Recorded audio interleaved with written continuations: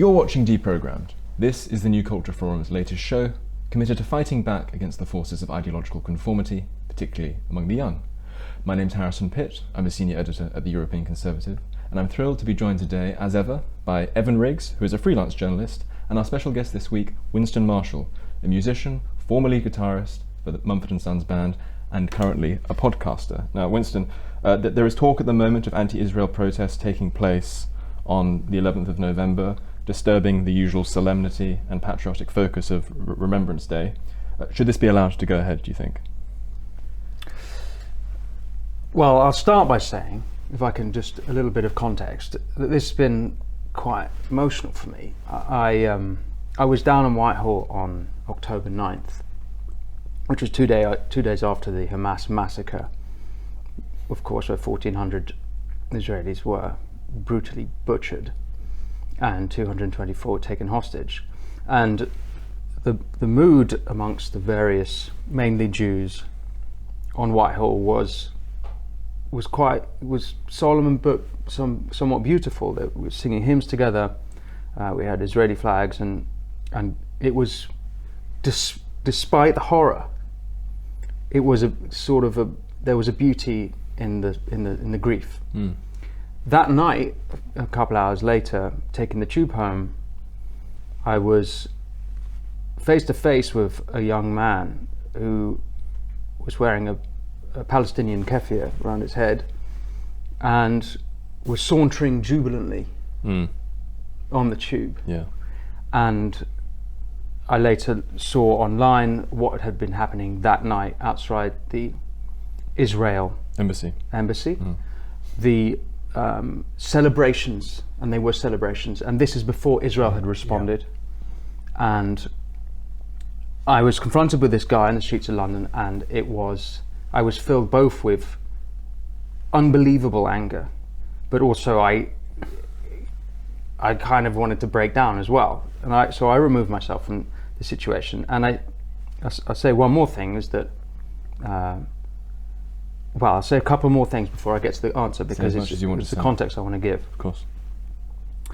At the Battle of Ideas Festival, which is also just around the corner, which you were organising, Evan, that was at the same time as another pro-Palestine march. And I had to walk through some of those crowds to get to Battle of Ideas. I heard free from the river to the sea, Palestine will be free. I heard Israel is a terrorist state. It wasn't pro-Palestine, it was anti-Israel. And it was deeply disturbing. For more context also, I've had many Jewish friends emailing me, contacting me, telling me they can't send their kids to school. As we know, 4 schools were closed in London. Mm-hmm. Various of my Jewish friends, their synagogues have been closed. It's not safe for them to be open. This is in London in 2023. I mean, we're getting close to Kristallnacht style level of anti-Semitism, and it's horrifying. And not that it matters, but my grandmother was a Holocaust survivor as well, so this is really quite shocking. And last bit of context before we talk about Armistice Day, of course, is that, imagine, like yourself, you're Canadian, so you also fought alongside the Allies, your forefathers along the Allies, to defeat Nazism. This is a sacred day for us, and it is to be held around the Cenotaph, which is a sacred monument. I'm saying a lot of the things that everyone already knows. So you asked me, should it go ahead? Should it be allowed to go ahead? Should it be allowed to go ahead? So it certainly shouldn't go ahed, but should it be allowed to go ahead? As a liberal, I believe in free speech, and so I think it should be allowed to go ahead. Mm-hmm. I think that they would do it on that day. There's some argument, we're not doing it at the 11 a.m. 2-minute silence. We're doing it later in the day. It's irrelevant. It's a sacred day for us. It's as sacred as Christmas Day. That day you do not touch. It's deliberately provocative doing on that day. They could do it the day after or the day before. They choose that day, knowing that. I think absolutely let them do it. All it does is show, as I have witnessed, it shows the rest of the country how vast this problem we have of anti-Semitism in our country. I think also, and perhaps for sure you'll have an opinion on this, there's Tommy Robinson's saying he should descend upon London and defend the cenotaph. I think that's a really bad idea, because all that's going to happen is the thugs will probably cross the line. They won't be able to contain themselves, or they'll be provoked by the anti-Israel protesters already there, who may throw things at them, and that's either way. It doesn't matter. It doesn't matter. Right? Because what will happen? shift. The narrative will shift to be it will be like the right wing, far right's on the march. Yes. Which, by the way, all of this stuff, there's something scary that the far right might be a big reaction to all of this movement that's going on. That's maybe another conversation. But the likes of Tommy Robinson, I think, should stay away. Let these people do. We've seen them chasing down people with Israel flags. We've seen them screaming to kill the Yahud. It's all over. We saw a First World War memorial in Rotherham defaced yesterday. I don't know whether you saw that on Twitter. It's sort of graffitied "Free Palestine" all over it. So we've seen these sorts of things taking place already. Yes.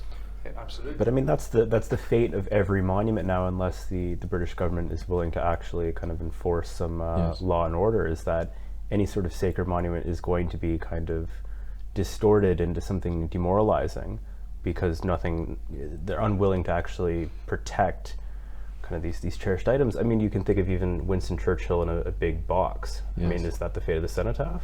Yes. I mean, it seems pretty likely to me at this point. Indeed, and I think I actually agree with you, by the way. I'm less attached to the idea that they have a sacred right to do so. We can maybe get into that. Sorry, that the anti-Israel protesters have a sort of democratic right to do what they will want to do on Saturday. For example, it's not. You don't have a. I would say, again, this is a matter of technicality. I don't think you have a right to choose which route you take on any given protest. So technically, I don't think there would be anything violative of their civil rights if we were to say, okay, you can do it here, but you can't do it along Whitehall. Regardless of rights, I would say that it's a good idea to let it go ahead, because it will be another mask-off moment. I mean, just as we saw in the days after the massacre in Israel, there were many people who wrote articles saying, like, I went to bed on October 7th a progressive, and I woke up a conservative, and that's only escalated over the past month and will continue to do so. And I feel like this is going to be the second blow of the kind of two-hit knockout combo is going to be this weekend, when people realized, like, oh, it's not just 100,000 people marching for free Palestine, it's literally tens of thousands of people who are willing to battle with English. You saw the guy in the tube who was attacking a man simply for wearing a poppy, not in defense of Palestine, but in a kind of ressentiment-laden maneuver against, I mean, what you might consider the host population or culture of this country. Yeah, it underscores the fact that under the sort of rates of immigration that we have seen from very culturally different parts of the world, all of a sudden, Britain, as you say, the host culture's traditions are forced to compete with the tribalistic, ethnocentric hobby horses of people who would put the politics of the Middle East before Britain's own social cohesion or Britain's own cultural heritage. And I agree. This is what, as a tactical thing, I actually don't think it would be the worst idea for people at home who perhaps reassure themselves with the idea that Britain's culture isn't under attack, that it actually is in a very serious way, and that if we were to continue with the rates of demographic transformation that we have seen over the last 20 to 30 years, we're only going to see more of this. We're only going to see more in the way of ethnic conflict, more in the way of interracial strife, interreligious strife, all these sorts of things. Ethnic. I don't even think you need to go there. It's not an ethnic issue. This one isn't. This one has a very strong religious dimension, of course, and so there's a sort of sense of ethno-religious kinship. I mean, there's a reason, for example, why people.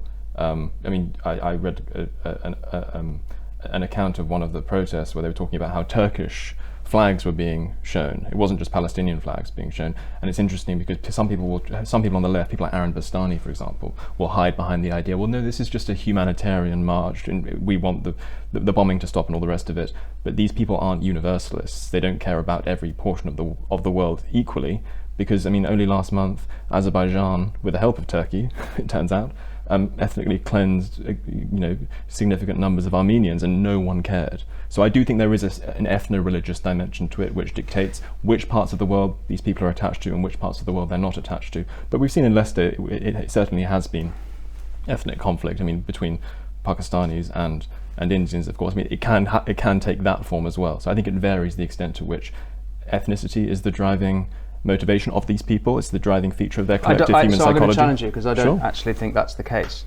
I don't think it's an ethnic issue in the sense that it's one ethno-demographic of Britain acting a certain way. It might sort of Venn diagram up neatly, but or not neatly, but sort of. But it's actually irrelevant to the issue. You got it the other way around, and so the way in which it's ethnic is that it's the Jews that they are attacking. The only one I said was ethnic were the scenes we saw in Leicester, where So I'm referring to these specific marches, and I'll give you an example.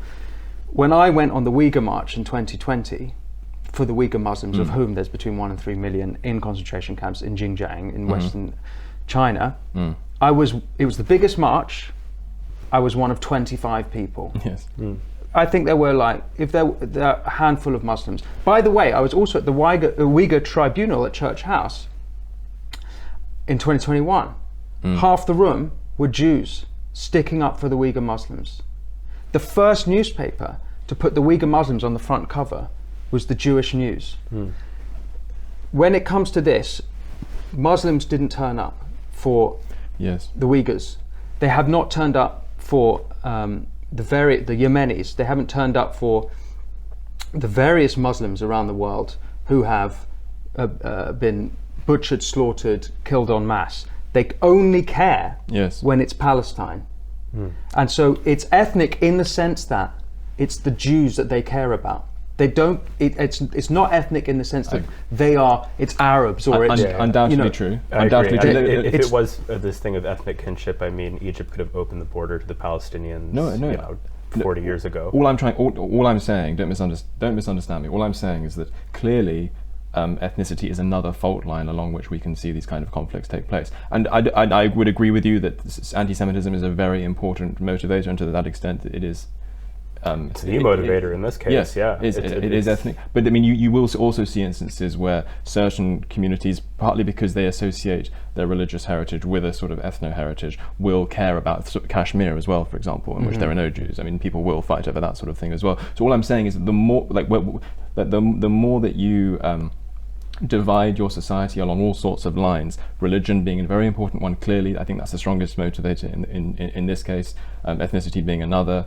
I mean, it's just a fact. I mean, the parts of the world which are the least cohesive tend to be the places where there is the most diversity. Diversity defined by along whatever metric you choose, whether it's tribal diversity in places like Liberia, or whether it's ethnic diversity in places like the Congo. I mean, you do get religious diversity in Lebanon, making it a very dysfunctional tribalistic battleground, whereas the most homogenous societies in the world with populations of over 1 million are the three most: South Korea, Japan, and Denmark, which have much more in the way of social trust and cohesion and consensus-based democratic politics. Works better under those conditions on the whole. What we've seen over the last few weeks, I would agree with you, is primarily an instance of how a sense of religious kinship and a sense of ethnic outgroup hatred can cause social unrest. I don't want to trip up for listeners, and maybe this is all semantics on the word ethnic, because even then I think the key is not the sort of the biological ethnicity, whatever that means. It's more the ethnos, as in the sense of a shared story. It means it means culture. Basically, I would translate it as peoplehood in Greek. That's basically what we're talking about. Well, I mean, one of the things that I want to ask you, Winston, is kind of the corollary to this. So, like I said, we had progressives go from progressive to conservative, but I think now what we're seeing, not only in Britain, but in many different parts of Europe, is kind of conservative go to far right. I mean, however you want to define that. Basically, everybody is shifting massively rightwards as these issues become much more salient.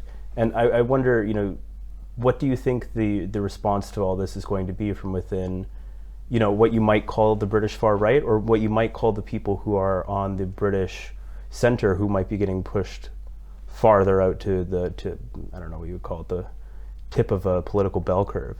where there's very few people, but they hold a very, very strong belief. And I don't think these like dispassionate cries to come out and say like, okay, like please don't show up and protest, please don't cause a scene at the cenotaph. I don't think it's going to work, because it only takes one person. And I think in the last month we've seen probably, I don't know, tens of thousands within Britain become more highly radicalized than we ideally would have liked to. Do you think this is... Where's you getting that from? It's just my gut feeling on this. I feel that there's been a real ratcheting in the past month, and I think that, I mean, you can even look in other countries like Germany, the AfD now at 25%. I mean, I don't know, there are certainly elements of the AfD that are far right, but it's very hard at the same time to consider a political party that 1 in 4 people in a country are voting for to be far to anything. Yeah, so look, in Britain, we are, the immigration is unbelievably out of control. 600,000 net last year. We're on for similar or worse numbers this year. Now, it's been clear since Brexit, like the two most popular reasons people voted Brexit, one is for sovereignty, and two was to control the borders. So it's clear that there's a desire from the people to control the borders, but I don't think that's a hard right position at all. So I don't think the question is that people have been pushed rightwards. I think it's just that the left, who are anti any sort of border, are louder and been considered more centrist than they actually are. Yes. So I'm not prepared to accept being closed border is in any way a far right position. Maybe we should ask you what you mean by far right then. I'm not saying it is. When you say far right, what are you talking about? What do you mean? I'm talking about like real blood and soil nationalism, and also probably vigilante violence. Vigilante violence. I mean, I think you're going to see a lot of more explicit anti-Zionism. I think all of these things are about to make a real resurgence. The longer this conflict goes on. You mean anti-Zionism among the native British population, or do you mean among new arrivals? Yeah, well, both. Yeah, that's the thing. I mean, that's the weird thing about. Well, by the way, there is. You're right to bring up well, I would say that I think Matt Goodwin in his book about populism put it at about 5% or something. Is hard right, far right. The kind of wacko nationalists. And I don't suspect that's changed that much. I think it's consistent, like that stays there. But what I have seen on social media, which I can't give sort of percentages or facts on, but a lot of people who on the right, through the Israel-Hamas conflict, have come out anti-Zionist, anti-Semitic, and it's like, oh wow, like there's a lot of anti-Semites on the right. What kind of things have you seen, and what are people saying? One guy, I hadn't actually heard of this guy before. Is it Harry Winkle? He's spouting unbelievable anti-Semitic crap. A lot of people jumping to calling what Israel are doing a genocide, which is shows complete historic illiteracy and it's just wrong. Just illiteracy. You don't understand what a genocide is. Yeah. There's a lot of people on the right, it is emerging, who are, it turns out, have the anti-Semitic bone. And you're seeing that on Twitter with the weird way they can't really handle what Jews are, who Jews are. Now, it's not quite as, they're not taking to the streets in the same way that the anti-Semitic left are taking to the streets. Your Jeremy Corbyns or your Chris Williamson, is it? Those types, but that definitely exists on the right. So but not in significant enough numbers. You believe to shift the dial of British politics in a meaningful and alarming way. It's a tricky one to tell. Like someone like Tommy Robinson, who I had thought was far right. He is very pro-Israel. Yeah. And so there's an element of the far right who are pro-Israel, who are pro-Zionist. But I guess there's a tradition of that as well. Get the Jews out. It's also quite an amusing. I don't know if that's the case for Tommy Robinson. I don't really understand what he thinks. Well, it's quite an amusing fact as well, because people will talk about how Tommy Robinson has certain criminal record behind him, and they will refer, if they're condemning him in passing, to the fact that he has been convicted of assault before, but what they won't mention is that one of the times he did get convicted of assault was when a Nazi tried to grab hold of an actual Nazi tried to grab hold of the microphone at an EDL rally, and Tommy Robinson headbutted him. So he's difficult to classify. I definitely agree with you though that regardless of what you think of what's in his head or in his intentions, whether we think his intentions are benign, whether we think his intentions are not benign, whatever you think about that, it is fundamentally imprudent and unwise move at this time to allow the narrative to be anything other than look how indifferent the political left and tribalistic members of minority communities are to British culture, and isn't that a shock? Doesn't that confront us as a very alarming refutation of many of the polite fictions we tell ourselves about how diversity is our strength and all the rest of it? I would go as far as to say that it's not just indifferent, but actively hostile to yes, them. indifferent or hostile, indeed. And I mean, just to illustrate the kind of hostility that's required, I completely agree with you when you say that given that Britain is a much more secular country today, this is a point which Nigel Farage made.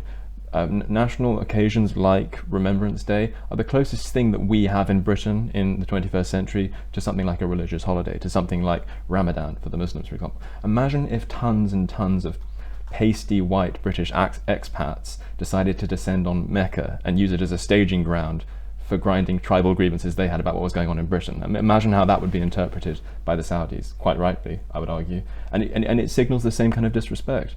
And I don't think that we should tolerate this. And when I say that, I don't mean that we shouldn't let it go ahead, but it should be incredibly sobering for us, and it should dictate the way that we think about politics over the next decade in a very serious and meaningful sense. The problem is that we don't have a political vehicle to do many of the things in a civilized fashion, not in a vigilante fashion, but to do many of the civilized things, to do in a civilized way, many of the things that we presumably think need to happen on this score.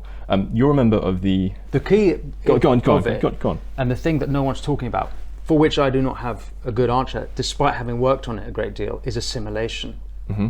That politically, we don't know how to talk about assimilation. I worked on Hong Kong assimilation when the B&O scheme started in January 2022. Earlier, 21, I think. Was it? Okay. And I was very in favour of it, and we've had about 150,000 Hong Kongers arrive, no trouble, and one of the reasons for the Hong Kongers not being in trouble is because, being a Hong Konger themselves, they sort of already wore half a British hat.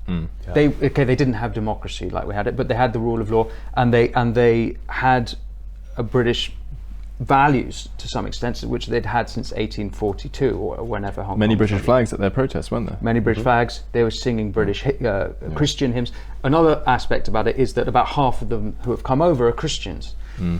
So assimilation is much easier. Ukraine again, it's different because they're moving into people's homes. So assimilation has been forced assimilation. Like, that's the best kind of assimilation you can have. You're in people's homes sharing a bloody kitchen and a bathroom. Yes. Of course you're assimilating. And they're Christians, Orthodox. And if I may say very quickly, Winston, I've also been to Ukrainian refugee centres, because the people that are taking the brunt of the refugees are the Hungarians and the Polish. And I've been to Ukrainian refugee centres in Hungary. Not a single fighting age male there either, and obviously that's going to store up more problems for a society if all of the refugees are and by definition as well, it's the women and children. They're all women and children, and it's the same. So it's the same. That's another dimension.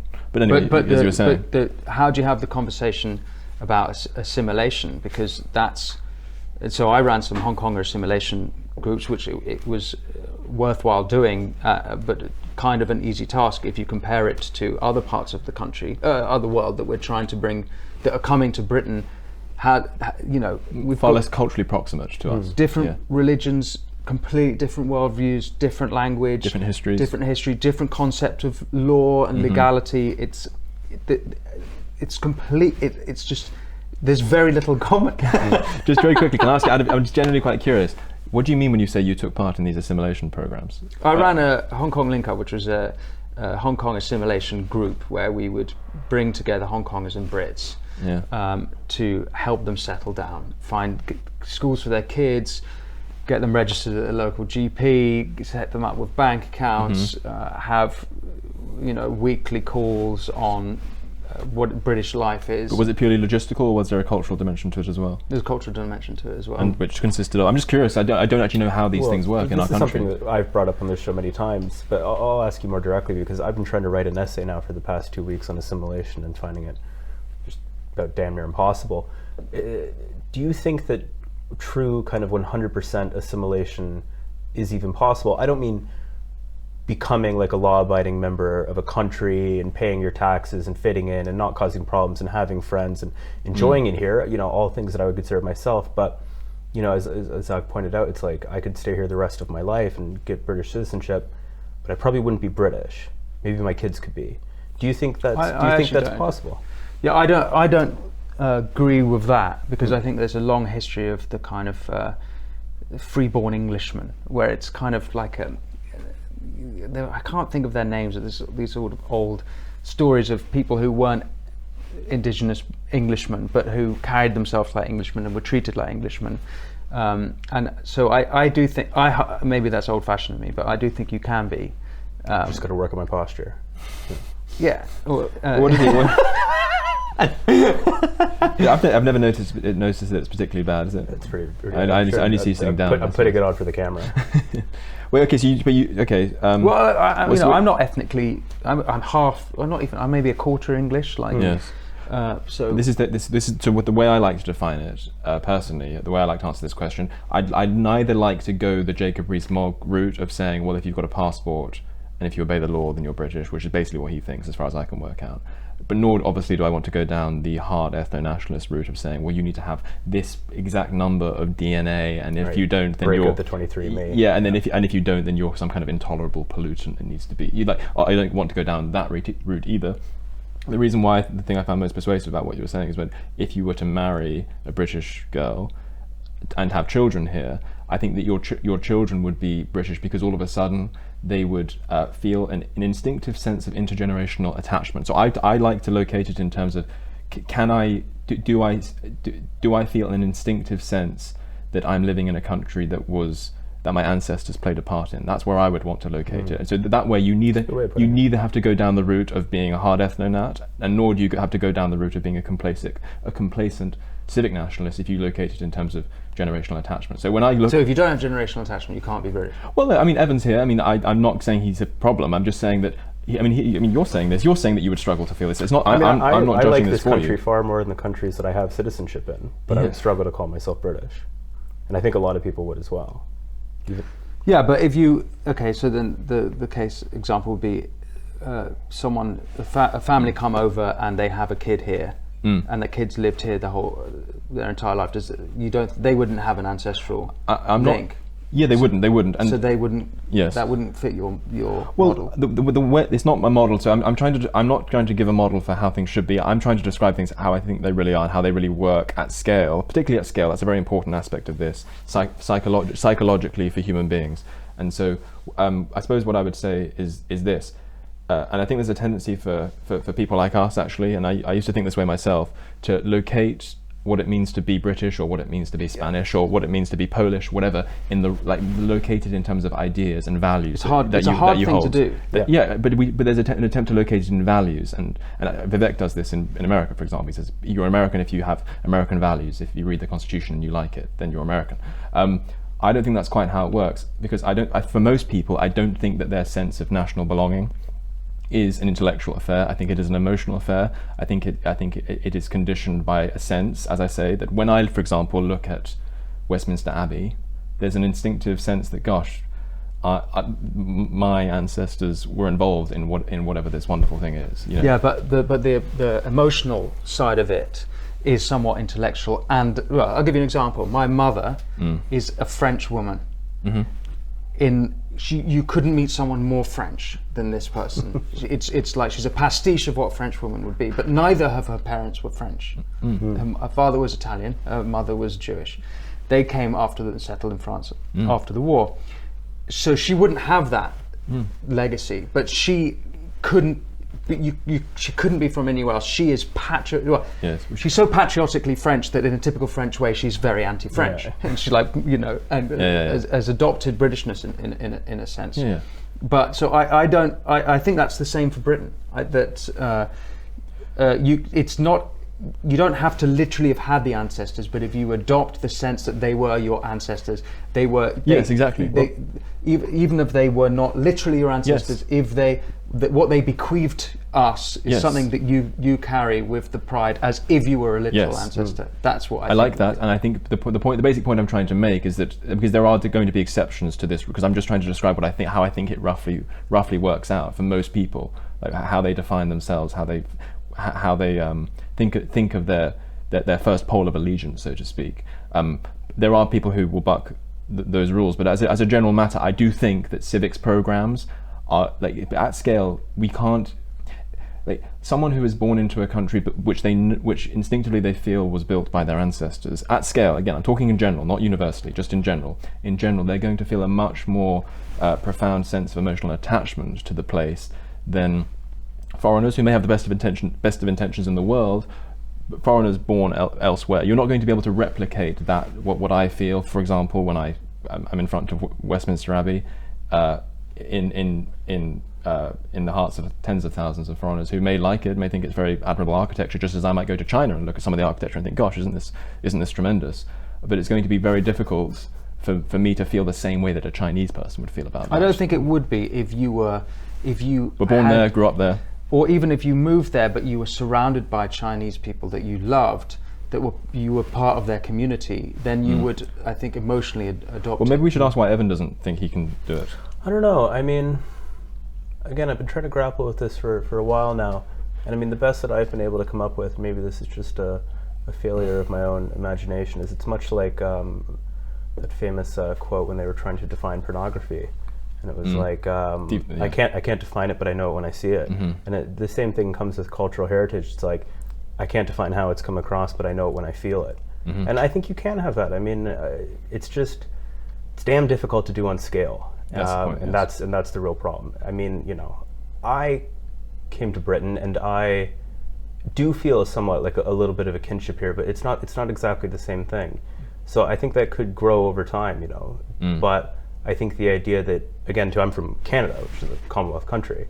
I still remember when I was a child that there was elements of British culture within Canada. I mean, that's completely gone now, but I can still remember that. So it's close to something that is also very close to my childhood in a way that America was not when I lived there. So I think maybe that still has a part to do with it. But I mean, I think the reason that people write so much and try to grapple with these questions is there just isn't a really damn good clear answer. There's not a clear answer. Which is why you need to talk about it in terms of generalities, never in terms of universalities, which I'm not doing. I think one difference between most Western countries and other countries in the world is that if you come here, like Evan, if you come to Britain and choose to be a Brit, that you would then be accepted by Brits as a Brit. So it's my fault. It's no, because he's not choosing to be. Yeah, if you were like, you know what, like, I'm going to get my British passport, I'm gonna become a British citizen, and I'm gonna learn the national anthem. I'm going to adopt British traditions and values. I'm going to just fully go for it. Maybe it's a cookie. People would accept you as a Brit, and I think that's common across Western Europe and maybe Australia, New Zealand, and in America in a way that it is probably not so common. Well, I mean, Douglas Murray mentioned this in a trigonometry podcast that just got released, and he said, talking about the 100,000 man march for, the anti-Israel march, he said, this is a civilizational moment, and we had to give, we have to give things up. Britons had to give this up before. They had to do it in World War II. They had to do it, and I think it was fighting against the Norman conquest. No, he mentioned fighting against the Napoleonic Wars. Okay, I knew it was something with an N.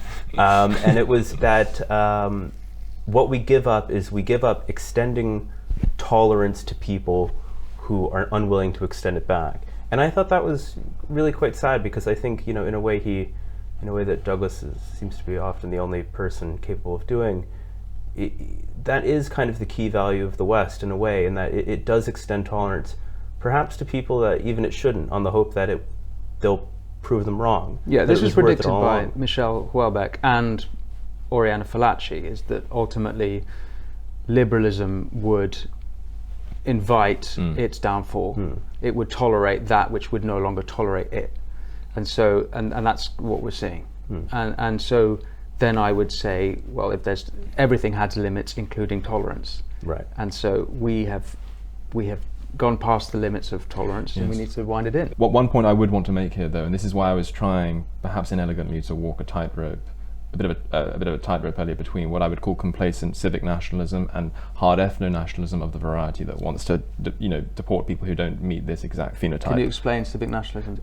So I would describe civic nationalism as the belief that you can locate what it means to belong to a given bit of real estate, a country. You can locate that purely in terms of whether people who want to come into that country sign up to a given set of ideals that define that country, or a given set of values that define that country. And so to that extent, it has, and this is one of its virtues, it doesn't fixate on race. It doesn't need to fixate on race, because race doesn't determine what people think necessarily. But I think it wants to focus too much on ideas and wants to intellectualize the meaning of citizenship for people and say, well, when you read the Federalist Papers for America, for example, America is particularly vulnerable to civic nationalism. Like when you read the Declaration of Independence, when you read the Constitution, when you read the Federalist Papers, do you read these and do you think that these are good ideas? And if you think that these are good ideas, then even if you're from a completely different part of the world, there's no reason why you can't become an American, all that sort of thing. I think that can work on very individualized cases where people do think about their citizenship in an intellectual way. But given that most people don't do that, for example, this is an example I like to use, there will be tons of Indians in India who know way more about the common law, which is an English thing, who know way more about the common law than, say, your average pensioner here in England. But I think that pensioner doesn't need to know a ton about the common law in order to be British. All he or she needs to know is that the common law is English and it's good, and if you tell them that, they'll be happy, because it's an emotional sense of attachment that they have to the place. And I don't think that an Indian plucked at random would make a better English person than those pensioners just because he knows what the common law is. So civic nationalism is vulnerable to those sorts of things because it's purely in favour of locating citizenship in terms of ideas. And the thing I wanted to say to you, because you talk about liberalism, I think it's right. Liberalism wants to extend tolerance. You aren't necessarily going to extend it back. If assimilation is just about making people into liberals, i.e. making them believe in liberal ideas, that doesn't necessarily mean that they're going to feel an immense conservative attachment to Britain as such. I think that at scale, that's the sort of thing that you can only really get going once it's Evan marries an English girl, has half English children, and those people will be able to see their ancestors reflected in Britain, reflected in the achievements of Britain in the way that Evan and people like him at scale that won't. Just assumes that it's just political ideas, because I don't think it's just that. It would be to adopt, like, not necessarily that you're a monarchist, but even if you were to adopt the tradition of republicanism in Britain, that's kind of like a really English thing to do. And so it's not just liberalism and tolerance, it's all the traditions within Britain. Yes, I said if assimilation is about just making people into liberals, then it's not enough. That's what I'm saying. Yeah, but then I'm saying I'm not then jumping to having it be about ancestry. I'm saying there are a whole other plethora of traditional ideas that you can go to before talking about family heritage. And I'm saying that what happens, how I think, again, I keep using the word at scale because it's really important. At scale, I think the way it works out is that ancestral connection shapes people's predisposition to given ideas. That's the point. Pulling us whether it's republicanism or monarchism. Pulling us out of the philosophical and into the practical. Winston, where the hell do we go from here? I mean, I think it was Constant Kissin at ARC who said, like, we thought that the barbarians were beating on the gates, and then we realized that they were already inside. I mean, what actually can be done, do you think, in practical terms? I guess from a, kind of assuming if you guys had a competent conservative government, but also too on an individual level for people who are worried. I mean, I've spoken to Jewish friends of my own now who've said that they're worried to come to London. And I guess maybe not just for a Jew, but just for somebody who just wants to see, maybe in a personal dynamic, the ever howling feedback loop of kind of rage that we've been enmeshed in for the last month, dialed down just a little bit. What do you think that we could do there on a political level and on a personal one? This is, you mentioned Tory party competence. This is all at their feet. Yes. 13 years of this. They're the ones who've let it spiral out of control. Immigration. There's no sign of competence that they're actually going to be able to do anything about it. And we've only scratched the surface of that in this conversation, but we know we're spending £8 million a day on putting up newcomers. I mean, last month we had a recent refugee or migrant in Hartlepool murder a local man from Hartlepool. It's every year there's a Islamist attack. And when David Amos was killed, the Tory party completely sort of ignored what the real factor about it was even worse than that. They tried to rechristen a law that was going to go after free speech on the internet, David's Law. That because they act as though it was a problem with meanness on social media rather than having important certain Islamist elements into the country. Yeah, so I mean, maybe some people will think that the Labour Party will prove to be pick up in competency where the Tories. I see no evidence of that. There's even less talent in that party than there is in the Tory party. I'm pretty unhopeful, but I also fear that out of the ashes of all of that, maybe it's after 5 years of Labour, there will be a hard far-right movement to because things will get worse. Yeah. And that I also am pretty worried about. This is what I was trying to get at earlier. Again, I think it was Douglas who said, if the government can't handle it, the people will. I mean, it's going to be one or the other. And I really worry a lot about what that might look like if it was to get to that point. One point you have consistently made on this program, Evan, is, and I think you're right, is that the longer it takes for what needs to happen, the more. Yeah, it's not even what needs to happen. It's that I think everybody realizes that it's inevitable. I think even if you ask people on the far left, or even just on the center left, and you say something like, so we'll agree that Britain will be a sort of minority British country, maybe it's 2080 or 2090, but that's where the trend lines are taking us. And they say, yeah. And then you say, well, what do you think that sort of more native British people will feel about that? And they'll be like, well, they'll just have to get used to it. It's like, get used to what? Get used to being angry? I mean, look at the Palestinians for the past 20 years. People don't get used to that. It's not what happens. I mean, it has to be sorted quickly, or the response is going to be something that I think will be legitimately terrifying and something I would like to avoid at all costs. I'm even more pessimistic, and this will sound like I've been talking to myself too long, but which maybe you have. That we might be looking at a sort of fall of Rome type period, and loads of people say this kind of stuff, but you've got to remember when Rome fell, it then moved to Constantinople, and I think that what might happen is that some parts of Europe fall, and the West moves to America, which might last an extra 100 or 200 years before it falls, and then parts of maybe Eastern Europe, let's say Hungary or Poland, who, because of what they learnt through communist rule, will be Neo-Byzantium. Yeah, I hope the trend lines don't match up. I hope the trend lines don't match up exactly, because I mean, Constantinople itself fell in 1453, 1,000 years later, as a result of Muslim invasion. So that yeah, but if we get an extra 1,000 years, that's pretty good. I'll take another 1,000. I'll take 1,000 years. Take 1,000 years. It's not bad. I'm not going to be around. I have a slightly different take in that I think, again, to you, it's a very British thing to be pessimistic about London. Maybe that's one of the reasons I'll never assimilate, because I'm actually very optimistic here in the medium to long term. Nobody ever agrees with me on this, but I'll die on this hill. I think America's permanently bifurcated, and I think that, again, too, I'm basing this on if you had a competent government.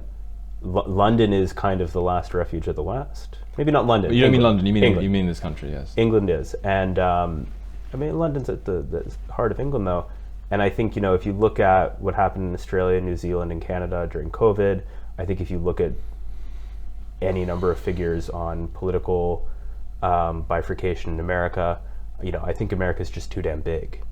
I think Canada, New Zealand, and Australia are kind of too far away, and they've kind of warped and mutated, and especially in Canada, but it seems to be the case in the other two, there's not really a good conservative bulwark against kind of progressive insanity. So I think England's kind of where, as a nation, as a whole, a lot of the values that all three of us find so important are going to live and die ultimately. Well, let me ask you a question, Winston, because we're going to have, I think next month, we're going to be having William Clouston on the show. And if I'm not mistaken, you've recently joined the Social Democrat Party, William Clouston's little outfit, as a member. I don't know if you're going to be standing in a seat. Why do you see hope in that movement? I've been a member of that party for a couple of years. Okay. I'm a member because they're the party whose values line up closest to mine of all the parties, and so it'd be interesting to see what they can put. They've just had some funding, so it'd be interesting to see what they do in 2024. They're going to run at in the election, and I'm curious to see what they see, but I couldn't possibly predict at this point. But values-wise, I like what they're about. They're actually having these conversations in a way that is, I think, a bit more honest, and also I think technically pretty popular. Yes. Across the nation. The problem they have is no one's heard about them. So they've got their own other problems. Yes, but I mean, you're right. I was at the conference recently. It was about, I don't know, 2 or 3 weeks ago, 3 or 4 weeks ago, that the SDP had. Yes, the SDP. The SPD is the German one. The SDP had their conference, and you're right. The conversations were very open and very unpoliced. Would you? I mean, I don't know much about your own political background before you jumped into this world, perhaps unwisely, so to speak. Were you more left wing at a particular point in your life? Oh, and have you had a bit of a political journey, or have you always been roughly where you are now? I was brought up in a Lib Dem household. I canvassed for the Lib Dems as a boy. My dad ran for the Lib Dems in '87 in the SDP alliance, and probably voted Lib Dem most of the time up until after Brexit. They just completely lost me. They're neither liberal nor democratic, and they're completely and utter joke now. They're even more of a joke than the bloody Labour Party. It's just like, I don't know what happened there. So they lost me, I feel like. I like to feel like I'm both liberal and democratic still. I had a big awakening around the 2015 Bataclan attack. In Paris. For me, in Paris, when it was Eagles of Death Metal were playing a gig. I hadn't actually played that venue, but I worked in the music industry. At that point, I'd worked there over 10 years, and that attack felt like at my doorstep, and I was like, this isn't, so I sort of started investigating. A lot of the rest of the industry was like, love, not hate, and I sort of looked into it. Back in anger. Yeah, well, then that was 2017, the Manchester Arena attack, and now that really affected me, and really sent, not away from I remain liberal, but rather away from my progressivism, if I was a progressive, let's say, in that my cousin had worked in the exact spot as the merchandise girl at the Manchester Arena. My nan's from Manchester. I've played the Manchester Arena several times. That was like, and it was all kids that the Libyan guy had killed. 23 little girls. So I was really affronted by that, as we all were. But the rest of the music industry went like, don't look back in anger, and I was like, what? Like, hang on a sec. That's not what's going on here. I'm pretty pissed off. Yes. And so, and before that, I would even have said I was mildly had a sort of semi Noam Chomsky say, 9/11, what did we do over there? But after that point, I was like, nah, these kids did absolutely fuck all. Yes. And why is it that they've been attacked? So then I kind of got deep into Islam and reading the Quran and the Hadith, and that set me also on a journey to sort of work out what it was that it was to be British, a bit like what we've been discussing here, which it's hard to kind of answer that question even now, but a kind of an appreciation of what that is, and to reinforce my liberal values, let's say. Yes. So I don't feel particularly like I'm a conservative, but temperamentally I'm not conservative at all. No. I actually find it quite difficult, these conservative forums and stuff that I bumped into you guys at. What do you find difficult about them? Because conservatives temperamentally are quite different to me, so it's quite hard to have those conversations. I don't feel like a conservative at all. Mm-hmm. Yeah, and I understand the point, but I just want to know, I'm interested in the details of what temperamentally grates. Well, as small as like the way the conversation goes, is that it's my disposition is more, what are the problems, what are we going to do new that's going to sort it out, and whereas a conservative temperament will be more like, what do we need to preserve, what are the best things, and so it's it's not the free-flowing conversation that I would probably naturally have. I enjoy the conversation. No, I know, I'm not offended, but better than better than the kind of thing you'd get at the Labour Party. Do you think? Yes. When you make up problems. Exactly. When you make up problems and then solve them with solutions that you had before you'd formulated the problems. Yes. Do you think if somebody said, do you consider yourself more on the left or on the right? Do you think you would still say left, or would you say right? I don't know if I'd ever say left. You like the word liberal, don't you? I like the word liberal. Yes. One of the things that, because this is the reason why I asked about the again, because I studied lots of German politics. Social Democrats. The Social Democrats, the William Klusten's outfit. They do. I've met lots of the people there, and they do tend to be sort of liberal apostates, if I can put it that way. There's a lot of that, yeah. And so a lot of former Labour that Labour lost them on basically cultural issues. Indeed, an inability to define what a woman was. Yes. The kind of loss of patriotism, particularly under Corbyn. And cultures are really important. They're basically centre-right on cultural issues, which isn't just about the Cenotaph and Armistice Day. It's also about protecting women and in toilets and changing rooms. That these are hard-won battles, that social battles and rights that have been fought for hundreds of years, and Labour lost them, so they moved there. But they are centre-left economically. Yeah, indeed. I actually think, based on the polling that I've seen about the British public, that's most of the country. Yes. Centre-left on economics, centre-right on culture, and it does seem to be kind of the one thing you're not allowed to be in many countries now, which is a shame. I actually think the SDP has a lot of potential if they can find a way to galvanize that message. Yes. I mean, we're good friends with them. I mean, that's essentially what the NCF is, to be honest. Yeah. In some ways, the slight differences. I've had lively discussions with William Clouston about the Corn Laws and that sort of thing, but whether that was a disastrous move or not in 1846. But so there are little differences. But this is the thing that I can't remember who said it. It might have been Dennis Healy actually, and this is something we've certainly lost as a nation. That he said that I used to call it that little inch of difference in which the British people live. There has always been, I think it might have been Dennis Healy, I could be getting that wrong, viewers will no doubt correct me if I have, but a sense that Britain benefits from like a wonderful degree of unity, but without conformity, because we the things we share are exist, and we take them as givens, and then we have little debates about how we're going to make good on what we have as a country, and that's something that has been certainly lost. I also think that one of the things that has been lost, and it's very interesting that you say this whole idea of defining Britishness is something that we didn't even used to have to do, because it was so ingrained in us. I studied intellectual history quite a good deal. You won't find people in the 1880s debating what it means to be British, because it was just implicit. It was just implicit. So it's partly a function of the kind of demographic change that we've seen, and also the cultural demoralization that we've seen over the last 50 years, that we have to have these conversations in the first place. It's actually very interesting, because I don't know if that same conversation has taken place in America.